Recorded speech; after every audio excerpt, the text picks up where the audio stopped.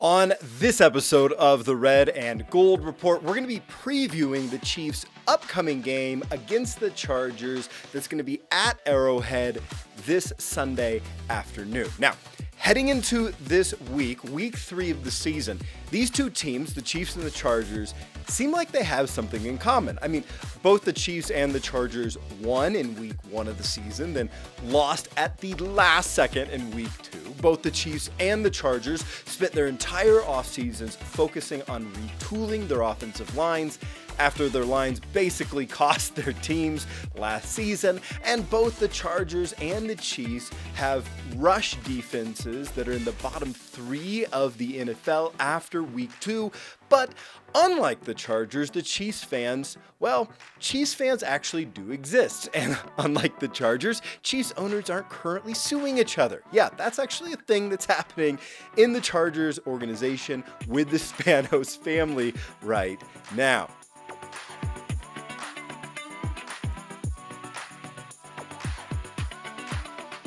And hey, as we get going into things here, if you want all the Chiefs news and insights that you need, brought to you each week on YouTube by a guy who accidentally once blocked Lamar Hunt from watching a Chiefs scrimmage while standing on the sidelines, well, you got to hit that button to subscribe on YouTube right now.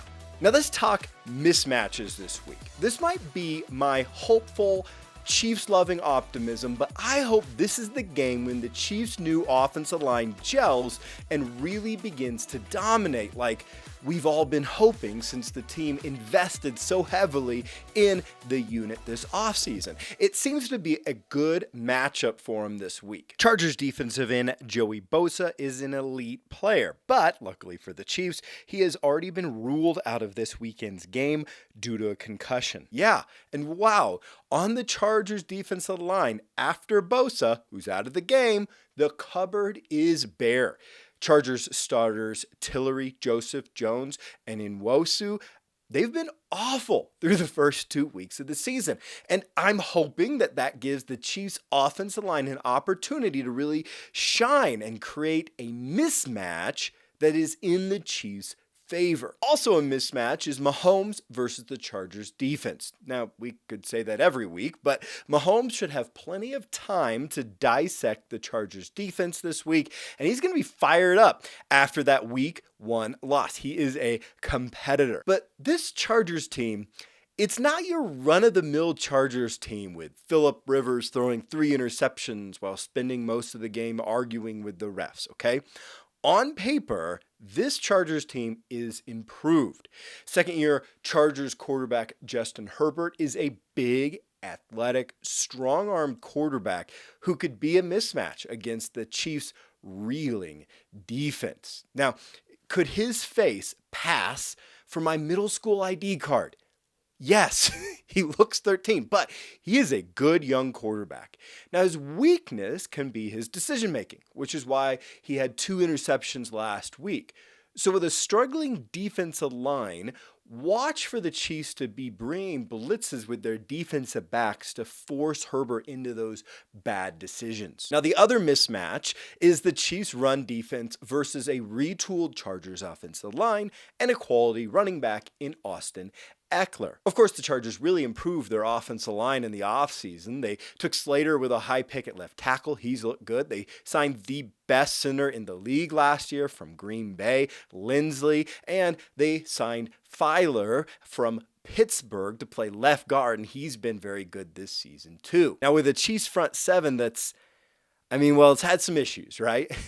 Watch for the Chiefs to try to shore up this run mismatch by bringing safeties Tyrann Mathieu and Daniel Sorensen down into the box to help stop the run and force the second-year quarterback to beat us. So with those mismatches in mind, well, here's a few players to be watching. For the Chargers, you got to watch safety Derwin James. Now, James has dealt with a lot of injuries in his young career. He's only played 7 games over the last 3 seasons. So I know that he is as fragile as an Instagram model's self-confidence. But when he's healthy, he is possibly the best safety in the NFL. If he gets paired with Travis Kelce, you're going to get to watch an elite versus elite matchup, which is really fun. Now, on the other hand, if Chargers first-round bust linebacker Kenneth Murray gets paired up on Kelsey. Well, that's also going to be a fun matchup to watch, but in a totally different way. A player to watch for the Chiefs is starting slot corner Mike Hughes. Hughes is a former first-round Viking who Minnesota traded to the Chiefs this offseason for a bag of peanuts and a bus ticket. But after 2 games, according to Pro Football Focus, Hughes has graded as the Chiefs' best defensive back overall and second best defensive player only after Chris Jones. So watch Hughes. Another player to watch this week is Chargers' second-round rookie Asante Samuel. If that name sounds familiar, yeah, his dad was an excellent corner for years. Last week, he had a pick. He's looking good. He's an undersized guy, but he's physical, high energy, high effort. The kind of guy who's fun to watch. Also, watch Chiefs running back Jerick McKinnon. He's been playing well in a really limited role. And if he's allowed more touches this week, you could see his role on the offense quickly expand. Now, the other thing to watch is a few particular Chiefs backups on the defensive side of the ball. It's no secret. Through the first 2 games of the season, the Chiefs defense has struggled. They've allowed the most overall yards in the league, the most rushing yards in the league, and the 5th most points in the league. Changes need to happen. Now, the interesting thing about this struggle is that according to PFF and according to my eyeballs, several of the Chiefs' backups are actually outplaying the Chiefs' starters on defense. Now take the safeties. While both Armani Watts and Juan Thornhill are backups, they're grading at a 68 and a 64. That isn't excellent, but it's far better than the starter Daniel Sorensen, who's been grading at a 36. Or take the defensive tackles. Now the backup tackles Saunders and Wharton are grading at 66 and 58. Not excellent, but far better than the starters, Nadi and Reed, who are at a 36 and 52. Or take the linebackers. Backups Darius Harris and Dorian O'Daniel are both receiving a grade of 60. Again, not excellent, but better than the starters, Hitchen and Neiman, who are grading at a 37 and a 51. Or take the defensive ends, where backup Joshua Kendo is grading at a 62, while starter Frank Clark is grading at an abysmal 35. It seems like part of the Chiefs' defensive problems are the backups are actually outplaying the starters across the board. So take some snaps to watch those backup defensive players when they make it out on the field. Look, as a hopeful, optimistic Chiefs fan, I'm pulling for these backups to play themselves into starting roles, and I'm hoping that leads to improvements on the defense.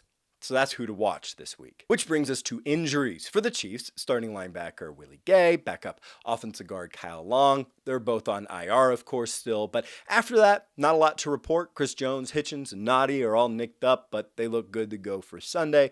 On the Chargers side of the ball, thankfully, the great Joey Bosa is out for this game.